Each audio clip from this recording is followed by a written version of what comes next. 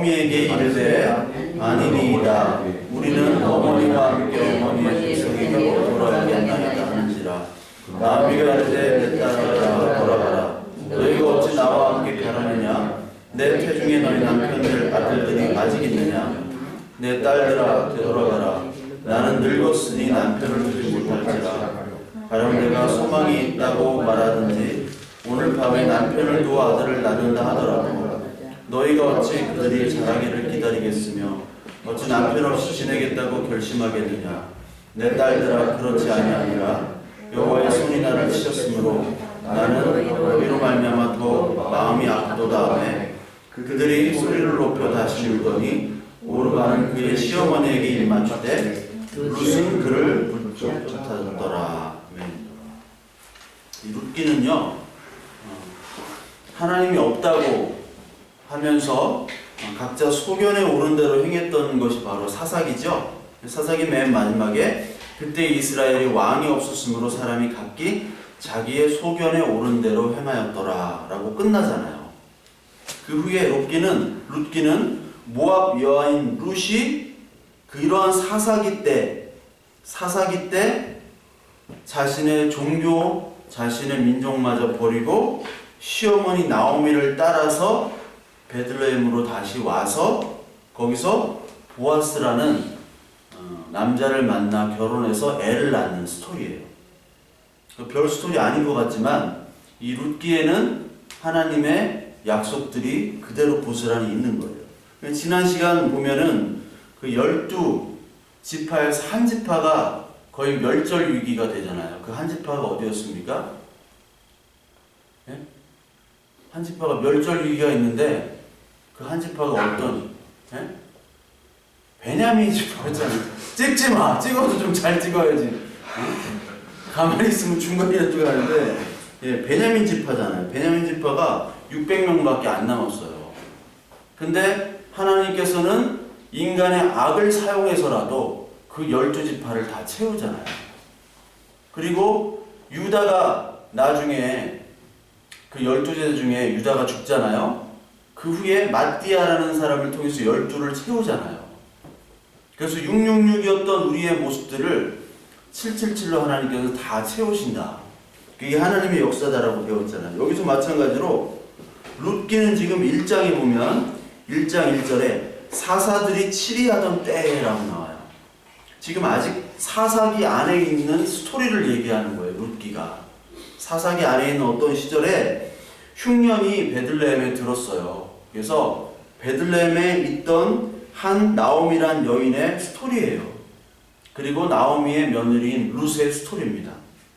그래서 룻기도 암울한 희망이 없는 사사시대를 얘기하면서 그 희망이 없는 사사시대에 다윗이라는 인물이 어떻게 태어나나 그 가문 족보를 룻을 통해서 이야기하고 있는 거예요.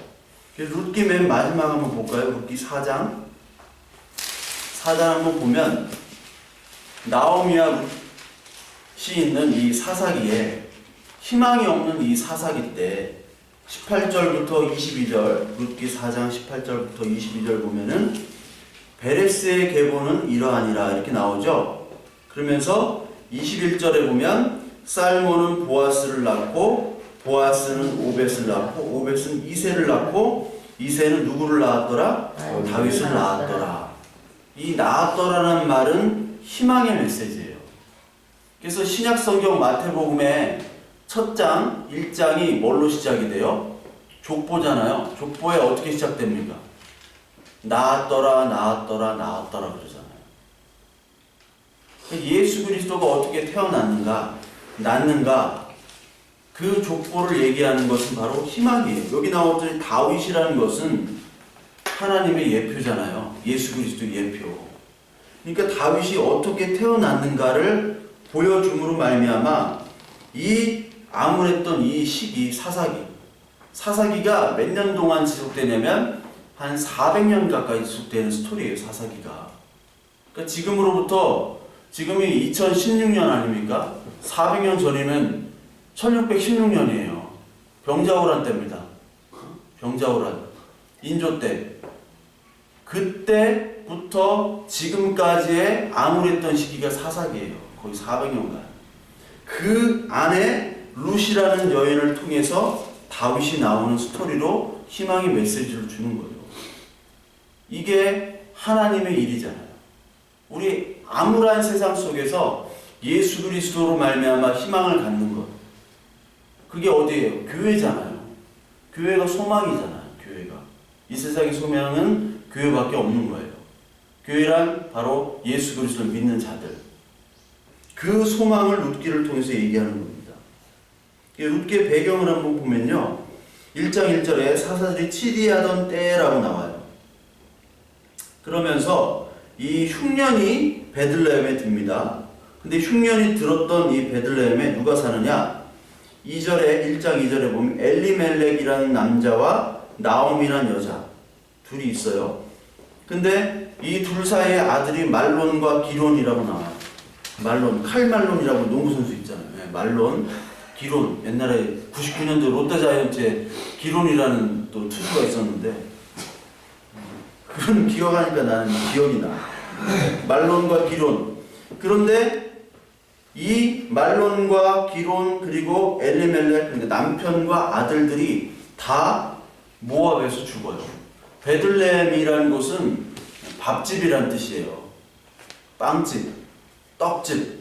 그러니까 밥이 많아야 될 장소에 흉년이 들어가지고 모압이란 지역으로 이사를 가서 거기서 10년 동안 살았는데 거기서 아들 둘이 모압 여자를 만나서 결혼을 해요. 그 여자 이름들이 룻과 오르바입니다. 그런데 남편 죽죠. 그리고 아들 둘이 다 죽어요. 누구만 남았어요? 며느리 둘 그리고 자기. 나오미와 며느리 이름이 뭐라고 그랬어요? 룻과 오르바. 이 세 여자, 쌍과부도 아니라 이 트리플 과부가 세 명이 이렇게 과부가 돼가지고 남았는 상태에서 지금 오늘 11절부터 14절까지 우리가 읽은 거예요. 그래서 나오미가 1장 11절에 내 딸들아 돌아가라.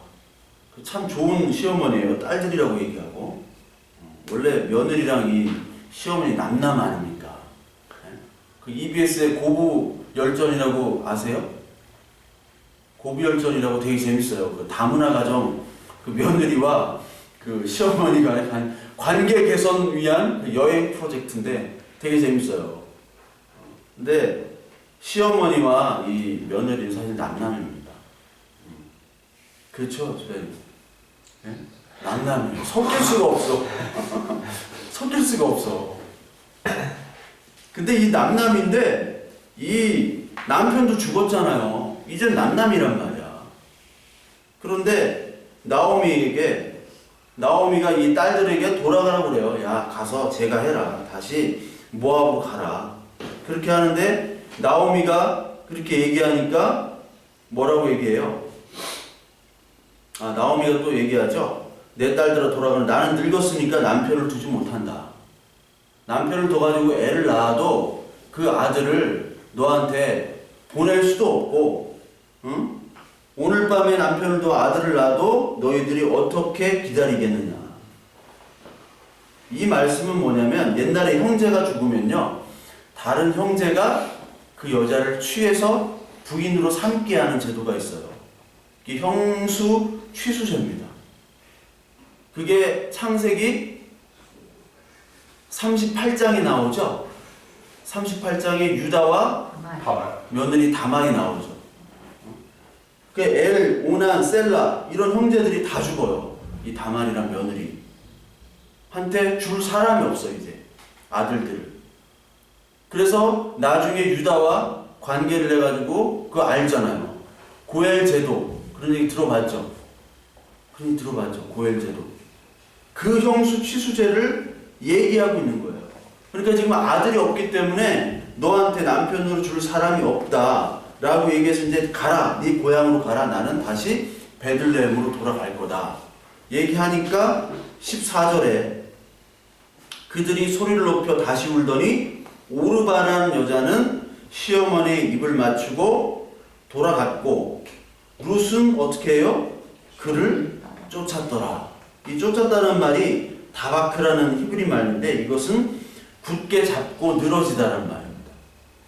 그러니까 옷자락을 잡고 안 놔주는 거예요. 붙잡고 늘어지다라는 말입니다. 그러면서 우리 15절부터 17절까지 이 고백이 되게 중요한데요. 우리 1장 15절부터 17절까지 한번 찾아봅시다. 룻기 1장 15절 17절 같이 읽을게요. 나오미가 또 이르되 보라 내 동서는 그의 백성과 그의 신들에게로 돌아가니 너도 너의 동서를 따라 돌아가라 하니 룻이 이르되 내게 어머니를 떠나며 어머니를 따르지 말고 돌아가라. 강권하지 마옵소서. 어머니께서 가시는 곳에 나도 가고 어머니께서 머무시는 곳에 나도 머물겠나이다. 어머니의 백성이 나의 백성이 되고 어머니 하나님이 나를 하나님이 되시리니 어머니께서 죽으시는 곳에서 나도 죽어 거기에 묻힐 것이라. 만일 내가 죽는 일 외에 어머니를 떠나면 여호와께서 내게 벌을 내리시고 더 내리시기를 원하나이다 하는지라. 이런 열려난 거죠. 이런 며느리가 어디 있어요? 남남인데 어머니가 가는 곳을 내가 가고 거기서 같이 죽겠다. 어머니 하나님이 나의 하나님이다 라고 얘기를 하시는 거예요. 이것은 사실 마태복음 16장 24절부터 26절에 나오는 자기 부인의 십자가의 고백, 그것과 같은 겁니다. 마태복음 16장 한번 찾아볼까요? 마태복음 16장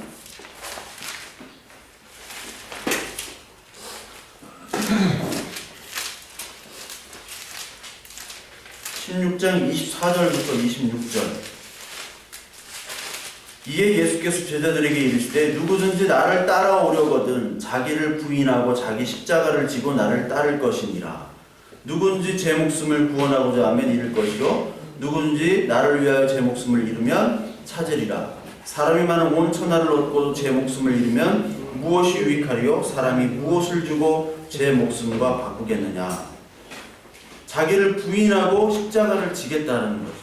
십자가는 죽음이잖아요. 어머니와 함께 가서 내가 거기서 어머니와 함께 죽겠다라는 얘기입니다.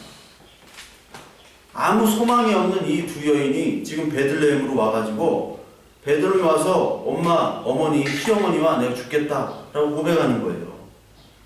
이 나오미의 이름이 원래는 20절에 보면 기쁨이란 뜻입니다. 나오미. 시어머니 이름 나오미가 기쁨이에요. 오나미를 한번 생각해요. 오나미. 기쁨을 주잖아요. 나오미다. 이렇게 외우시면 돼요. 그런데 이 나오미가 기쁨이 아니고 나를 마라라 부르라 20절에 나오죠. 마라란 말은 쓰다란 말입니다. 기쁨의 인생이 돼야 되는데 지금 나오미의 인생은 써요. 아들 죽었죠. 아들 둘 다 죽었죠. 남편 죽었죠. 혼자 남았어요. 살고 싶겠어요?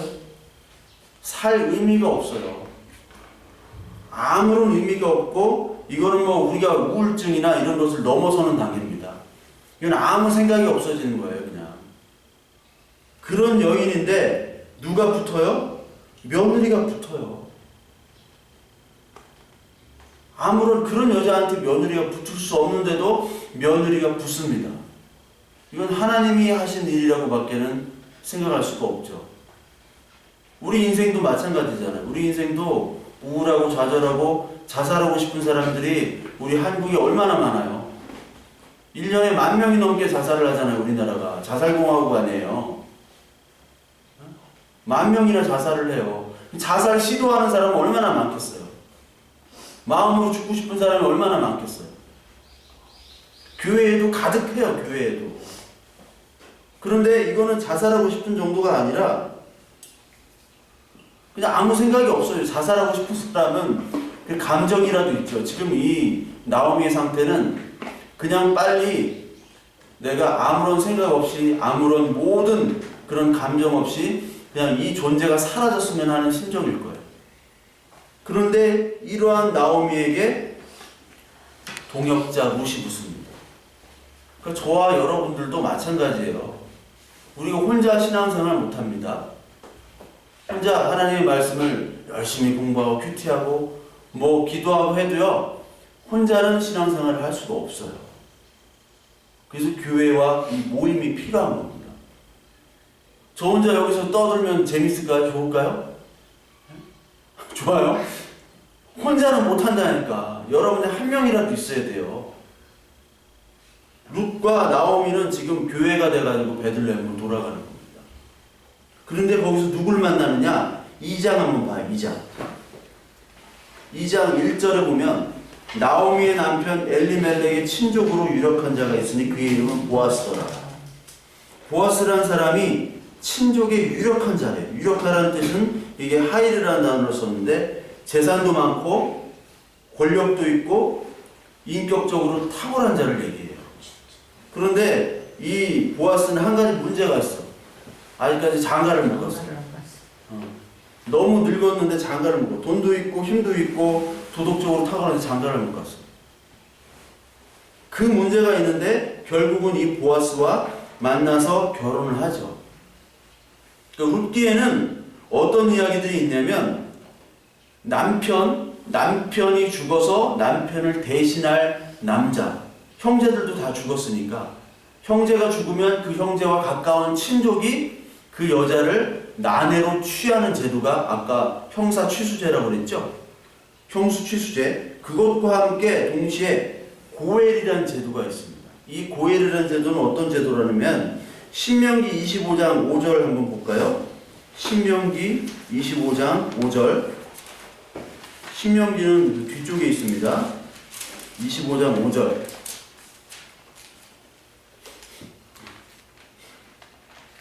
(25장 5절) 299페이지 5절부터 10절까지 제가 한번 읽을게요. 이 5절부터 10절까지의 내용이 룻기에 나오기 때문에 그래요. 장면이. 형제들이 함께 사는데 그중 하나가 죽고 아들이 없거든 그 죽은 자의 아내는 나가서 타인에게 시집가지 말 것이요 그의 남편의 형제가 그에게로 들어가서 그를 맞이하여 아내로 삼아 그의 남편의 형제된 의무를 그에게 다 행할 것이요 그 여인이 낳은 첫 아들이 그 죽은 형제의 이름을 잊게 하여 이름이 이스라엘 중에 끊어지지 않게 할 것이니라. 이 형수를 맞이하는, 그러니까 이제 수혼, 그 형제의 부인을 맞이하는 제도는 왜 있게 하느냐? 이스라엘 중에서 그 죽은 형제의 이름을 끊어지지 않게 하기 위해서 그 형수를 맞이한다라는 거고요. 그리고 그 사람이 만일 그 형제의 아내를 맞게 하기를 즐겨하지 않으면 그 형제의 형수가 싫으면요 방법이 있어요. 그 형제의 아내는 그 성문으로 장로들에게 나아가서 말하기를 내 남편의 형제가 그의 형제의 이름을 이스라엘 중에 잊기를 싫어하여 남편의 형제된 인물을 내게 행하지 아니하나이다 할 것이요. 여자가 얘기하는 거죠. 그럼 8절에 그 성읍 장로들은 그를 불러다가 말할 것이며 그가 이미 정한 뜻대로 말하기를 내가 그 여자를 맞이하기를 즐겨하지 아니한다, 원하지 않는다 하면 그의 형제의 아내가 장로들 앞에서 그에게 나아가서 그의 발에서 신을 벗기고, 그러니까 원하지 않는 그 형제, 그 친족들의 신을 벗기고 그의 얼굴에 침을 뱉습니다. 이르기를 그의 형제의 집을 세우기를 즐겨 아니하는 자는 이같이 할 것이라 하고 이스라엘 중에서 그의 이름을 신 벗김 받은 자의 집이라 부를 것이니라. 이 신을 벗기는 장면이 룻기에서 나와요. 룻기의 마지막에 이 보아스랑 이 룻이 결혼을 하는데 보아스보다 더 가까운 친족이 있단 말이에요. 그 친족 순서대로 나오는데 그 친족이 이 룻과 결혼하기를 원하지 않아요. 그렇기 때문에 자기 신을 벗어서 던집니다. 그러면 대대로 저 사람은 이 친족의 의무를 다하지 않는 사람이다라고, 부끄러운 집안이다, 저 집안은 엉터리 집안이다, 나쁜 집안이다라는 소문을 얻게 되는 거예요. 불명예를 얻게 되는 거죠. 근데 그 불명예를 감수하면서도 왜 그 불명예를 뒤집어 쓰느냐? 자기의 재산이 나가기 때문이에요. 만약에 그 보아스가 아닌 친족, 더 가까운 친족이 룻과 결혼을 했을 때 하면은 아이를 분명히 낳아줘야 됩니다. 근데 그 아이는 자기의 아이가 아니에요. 죽은 남편의 말론의 아들로 되는 거예요. 그래서 그 아이에게 자기의 재산이 들어가야 돼요. 그렇죠? 자기의 재산이 들어가야 되고, 이 룻의 집안에 땅이 있거든요. 땅. 땅을 팔아먹었다고요. 팔아먹고 가뭄이 들었으니까, 흉년이 들어서 모압으로 이사 간 거라고요. 그 땅까지 이 친족이 다시 회복시켜서 사줘야 되는 의무가 있어요. 그러니까 룻과 결혼하는 거는 손해예요, 손해. 그러니까 아무도 안 하려고 그런다고. 그런데 보아스가 했단 말이에요. 그러니까 이 고엘이라는 제도, 그러니까 수혼제 그리고 땅을 물려주거나 이런 제도는 바로 그 가게에 그 형제의 이름이 끊어지지 않도록, 그리고 형제의 재산을 보호하기 위한 제도입니다. 그래서 이 고엘이라는 제도가 기업 물을 자라고 나오거든요. 기업 물을 자.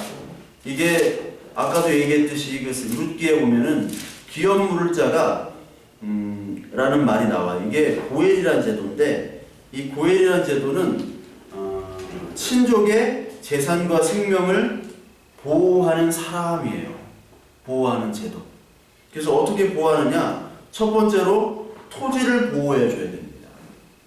그러니까 친족의 부동산을 보호해 줘야 돼요. 자연재해나 어떠한 잘못으로 인하여 자신의 재산을 팔거나 그럴 경우가 있잖아요. 그런데 나중에 보호를 해줘야 돼요. 그 친족이. 형제가 그것을 갚아줘야 돼요. 이게 레위기 25장에 나옵니다. 그리고 종으로 팔릴 수가 있어요. 내가 잘못해가지고 종으로 팔릴 수가 있어요. 빚을 못 갚으면 종으로 팔리잖아요. 신체 포기값서 막 이렇게 쓰고. 그럴 때 바로 친족이 이것들을 갚아줘야 됩니다. 이것도 레위기 25장에 나와요. 그리고 자기 형제가 살해를 당하면 피해 복수를 해야 됩니다.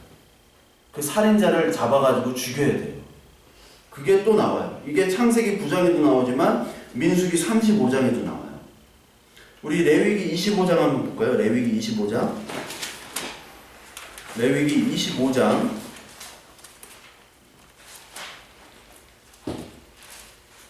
구약성경 185페이지.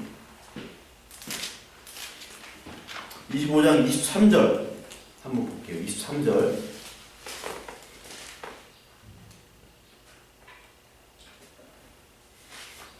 은 좀 나중에 보고요. 25절 보겠습니다.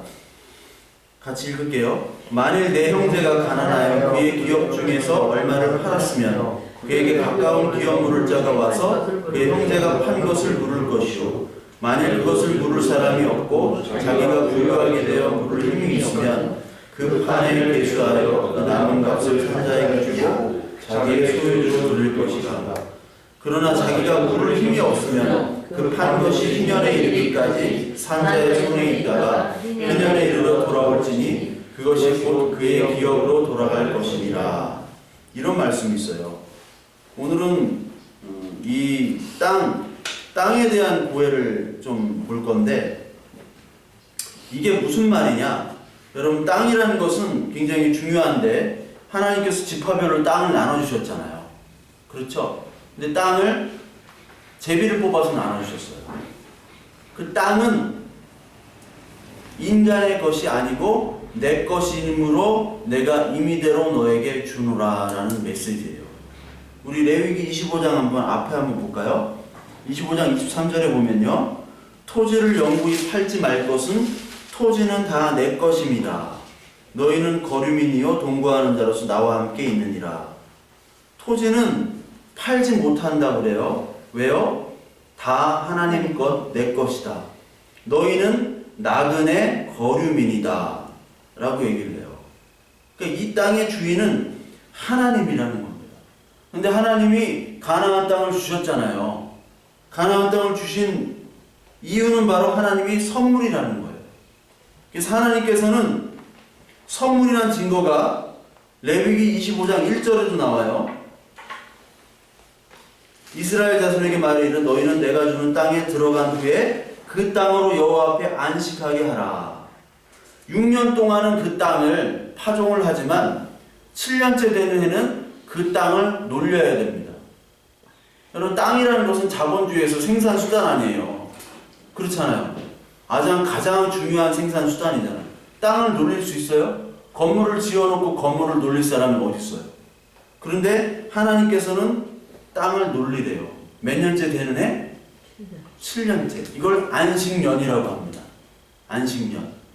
그리고 그 땅에 대해서 여기 오늘 우리가 읽었을 때 만일 그것을 물을 사람이 없고 자기가 부여하기에 물을 힘이 있으면 이것이 바로 고엘제도예요.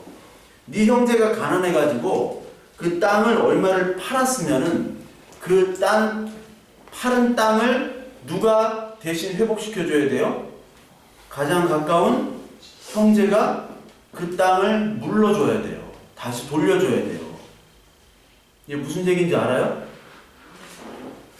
그러니까 형이나 동생이 부도가 나가지고 땅을 팔았으면 그 형제들이 돈을 걷어가지고 그것을 해줘야 된다는 거예요. 다시. 그런데 그 돈이 없으면 우리 아까 읽었던 25장 28절 돈을 힘이 없으면 자기가 물을 힘이나 돈이 없으면 그 판 것이 희년에 이르기까지 그 산자의 손에 있다가 희년 때 그 자기의 원래 주인으로 돌아간다는 얘기입니다. 희년은 몇 년째 되는 해예요? 희년? 예? 희년 몇 년? 50년이에요. 50년. 예. 또 틀렸어. 50년. 50년이에요. 이게 주빌라테라는 뭐 그런 얘기가 있어요. 주빌라테. 이게 영어로는 골든 주빌레. 주빌레가 원래 50년이거든요. 희년. 골든 하면 50이잖아요. 골든이. 몰라요? 실버는 25년이고 골드가 50이에요. 금혼식이 결혼 50주년 해가지고 금혼식이라고 하잖아요. 네. 이게 50년째 되는 해는 자기가 판 땅 있죠? 다 돌려받을 수 있는 해예요. 그래서 그걸 희년, 기쁨의 해다. 이 희년이라는 뜻이 히브리 말로 요벨인데 이게 숫, 양의 뿔을 뜻하는 거예요. 그 뿔을 가지고 나팔을 부는 거거든요. 그래서 예수님께서 재림하실 때 나팔을 불며 온다고 하잖아요. 그게 희년이란 뜻이에요. 희년. 왜 희년이냐? 우리의 땅을 지금 다 팔아먹은 거잖아요. 사실 우리가. 죄로 인하여. 하나님께 받은 모든 생명들을 우리가 다 팔아먹었다고요. 이게 물을 힘이 없어. 내 형제들도 똑같은 죄인이기 때문에 내 죄의 값을 치러줄 수가 없는 거예요. 누구만 치러져요? 예수 그리스도만. 그래서 그 나팔을 불며 예수님이 올 때 하나님 나라가 완성되고 우리가 팔아먹었던 모든 기업들을 다 하나님 회복시켜 주신다. 그래서 나팔을 분다는 뜻이에요. 그게 나팔이 희년이고. 이 땅은 하나님 것이기 때문에 안식년 때는 땅을 묵혀야 되고 그리고 안식년 때는 종된 사람을 다 해방시켜줘야 되고 그리고 희년 때도 똑같이 해줘야 되는 겁니다. 왜? 하나님 거니까. 그리고 출애굽기 34장과 레위 23장에 보면요. 첫 열매를 다 쳐야 돼요. 자기가 땅을 가지고 농사를 지은 것. 첫 열매란 거는 가장 좋은 겁니다. 가장 좋은 거는 팔던가 아니면 자기가 먹던가 하죠. 근데 하나님께 제물로 드리래요. 왜요? 네 땅은 네 것이 아니라 하나님 것이고 그 땅에서 난 소유물들은 네 것이 아니라 누구 거라고? 하나님 거라는 것을 보여주는 거예요. 그러니까 우리의 모든 육체와 우리의 모든 것들은 하나님 겁니다. 우리가 헌금을 하죠. 헌금을 왜 하는 거예요? 교회 재정 보태려고?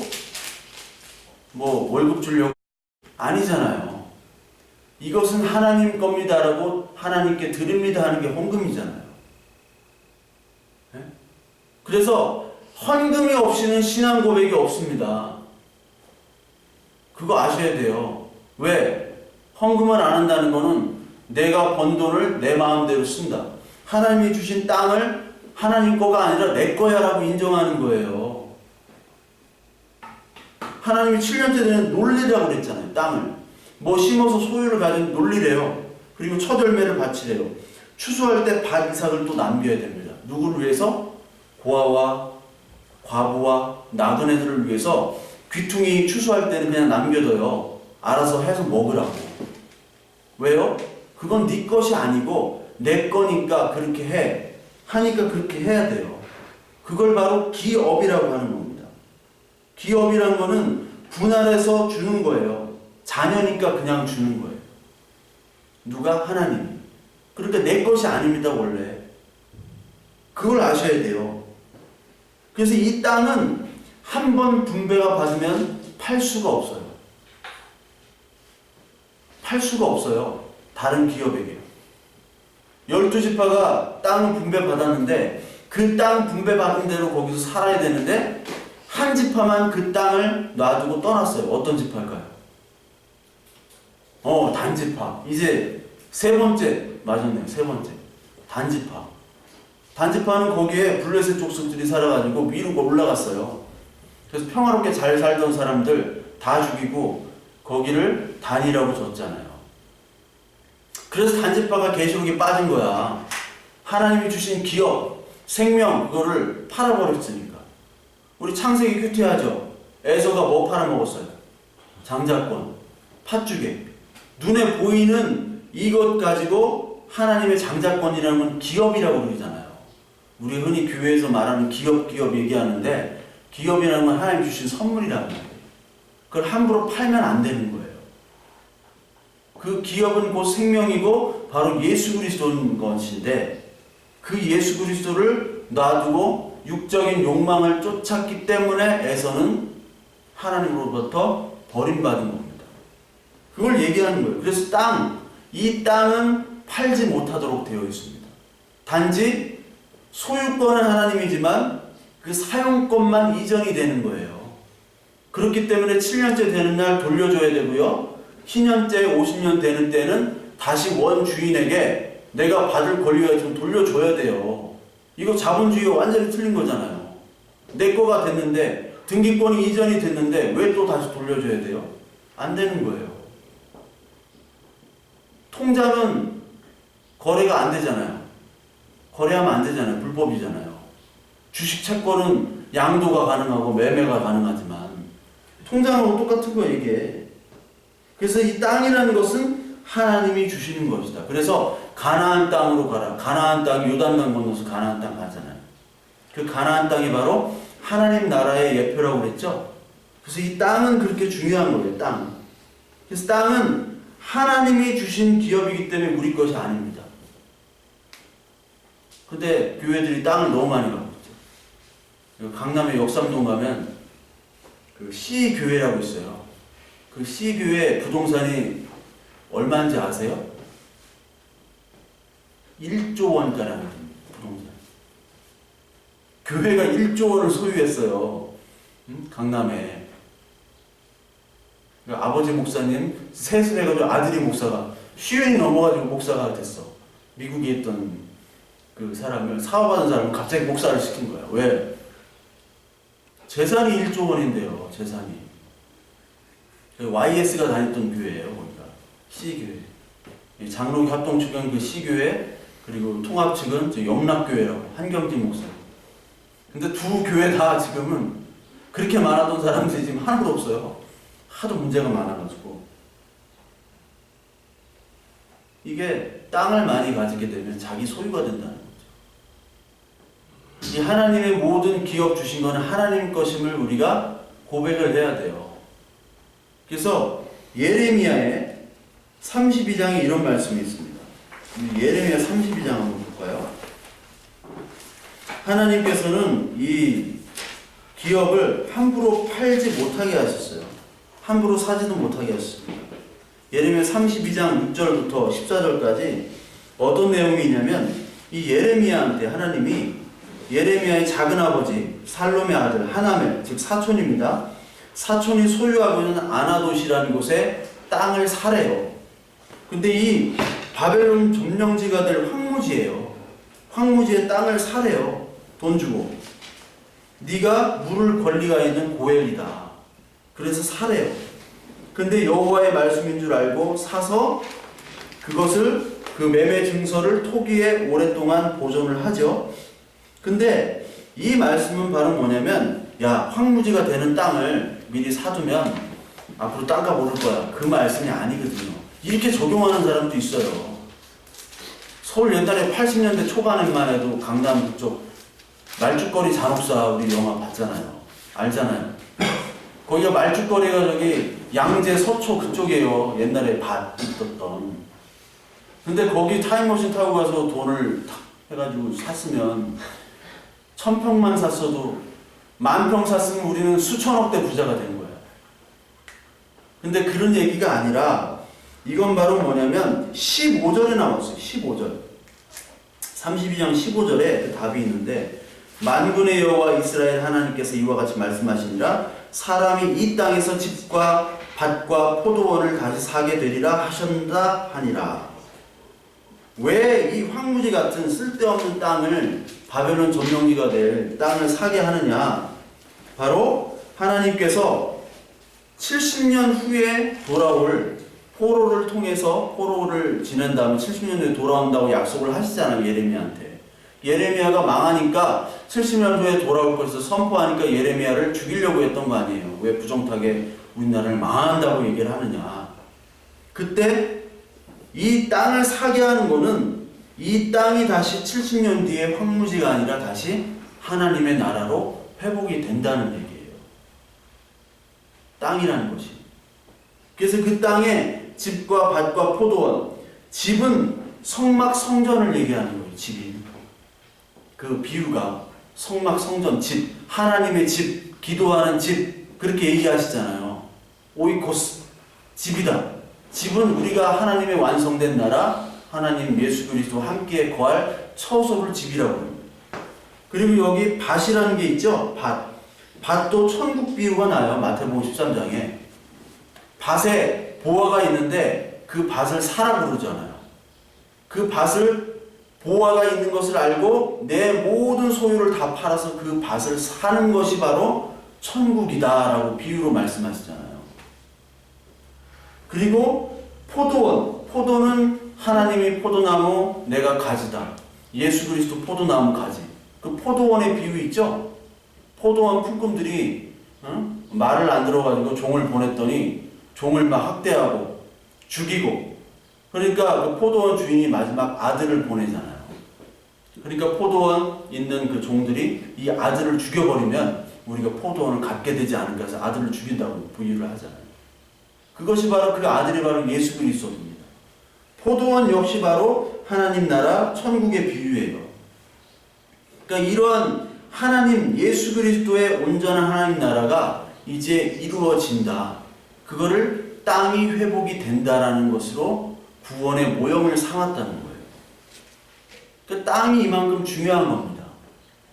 땅이 중요하기 때문에 이 나오미와 룻은 지금 땅을 팔아먹었거든요. 베들레헴에서. 다시 땅을 사줘야 될 사람이 필요해요. 지금. 그와 동시에 룻에게 아들이 없기 때문에 룻과 같이 결혼해서 아들을 낳아서 나오미의 아들 엘리멜렉의 손자, 그리고 누구죠? 그 말론의 아들을 낳을 수 있도록 하는 고해를 찾아야 돼요. 그 두 가지를 지금 찾기 위해서 지금 베들레헴으로 간 겁니다. 이 여자 둘이서. 그거는 뭐를 비유하느냐? 지금 룻에게는 남편이 필요하고요. 그리고 땅을 찾아야 돼요. 우리에게 남편이 필요하잖아요. 우리가 딴 남편 다 쫓아다니잖아요. 돈이란 남편, 외모란 남편, 그리고 뭐 무슨 남편이 있습니까? 쾌락이란 남편, 여러 가지, 명예란 남편, 여러 가지 남편들을 다 쫓아다니는 진짜 남편은 아니죠. 진짜 남편을 찾아야 돼요. 그것이 바로 예수님 만나는 거잖아요. 그 신랑 신부잖아요. 그리고 또 우리는 땅을 팔아먹은 자예요. 하나님께서 주신 이 기업들을 다 죄로 팔아먹고요. 쾌락으로 다 팔아먹었어요. 다시 채워줄 수가 없어요. 그 팔아먹은 거를 우리가 돈으로 다시 살 수가 없어요. 왜? 돈이 없기 때문에. 그래서 하나님께서 우리에게 살 수 있는 돈을 주셔야 돼요. 어떻게 돈을 주시나요? 우리의 것을 완전히 뺏어가서 그 속에 말씀이라는 것을 채워서 하나님 나라의 밭을 사도록 우리를 만들어 가시는 겁니다. 그게 하나님 최고의 우리들을 향한 서비스예요. 내가 죽고 너를 섬기려고 이 땅에 왔다. 마가복음 10장 45절의 말씀이 내가 너한테 서비스를 어떻게 해줄까? 내가 너한테 돈을 줄까? 명예를 줄까? 미모를 줄까? 그것이 아니라 네가 지금 남편도 잃었고 땅도 내가 준 거 다 팔아먹은 그러한 사람인 거 너 아니 모르니? 그게 바로 돌아온 탕자의 비유잖아요. 돌아온 탕자의 비유. 그거를 알도록 하기 위한 것이 바로 하나님의 서비스라니까요. 그때 우리의 것들이 다 뺏어진 것이 어디로 올라가냐면 하늘 창고에 쌓아지는 거예요. 뺏겨진 것들이. 그리고 그 뺏겨진 것들이 바로 하늘 창고에서 말씀으로 내려오셔서 우리를 정말 이 밭을 살 수 있는 능력이 되도록 하나님께서 허락하시는 겁니다. 그 비유가 바로 룻이 비유예요. 룻은 땅과 그리고 남편을 잃었다. 저와 여러분들이 땅과 남편을 잃은 지금 상태에서 하나님께서 우리에게 땅도 회복해 주시고 남편 대신 그리스도를 우리에게 허락해 주셨다는 겁니다. 저와 여러분들이 룻보다는 나아요. 나오미보다는 상태가 낫죠. 아들들도 다 살아있고 부모님 살아있고 냉장고 먹을 거 있고 예, 옷 입고 다 있어요. 근데 우리는 상대적 박탈감 때문에 지금 우울하고 좌절하고 낭망하는 겁니다. 막 교회가 좀 크고 사람들 막 부글부글하고 막 계속 날마다 막 10명씩 100명씩 막 오고 헌금통에 헌금이 가득 차고 얼마나 좋겠어요. 낭망되고 그렇죠. 우리의 삶 속에서 보면. 그런데요, 이 룻과 나오미보다는 우리가 낫잖아요. 안 그런가요? 룻과 나오미 2장부터는요 저기 진짜 그 이삭을 죽으러 다녀요. 나오미는 나이가 많이 들었다고 해서 룻이 죽고 다닙니다. 그걸로 연명하면서 지내다가 보아스를 만나요. 그러니까 이거를 또 고진감래, 고생하면 이제 나중에 낙이 온다, 이게 아니라 결국은 이 은혜가 어디서 왔는가? 하나님으로부터 이렇게 망하게도 했다가 흥하게도 했다가 그러면서 하나님께서 주시는 그 참 생명, 참 밭을 찾으라는 것, 그 메시지를 주기 위한 겁니다. 저와 여러분들 좌절, 낭망할 수 있지만 오늘 이 말씀을 통해서 내가 나오미와 룻보다 낫다. 나오미와 룻을 통해서 내가 잃었던 그런 남편들, 예수 그리스도는 남편 정말 내가 찾아야 되고, 그리고 이 잃어버렸던 하나님 주신 기업들 다 내가 팔아먹었는데 그 팔아먹은 것들 하나님께서 하신 말씀으로 우리 생명의 말씀으로 다시 밭을 사게 하는 그런 능력들을 하나님께서 주실 것이다. 이 고백으로 우리 잘 버텨나가시는 저와 여러분들 되길 바랍니다.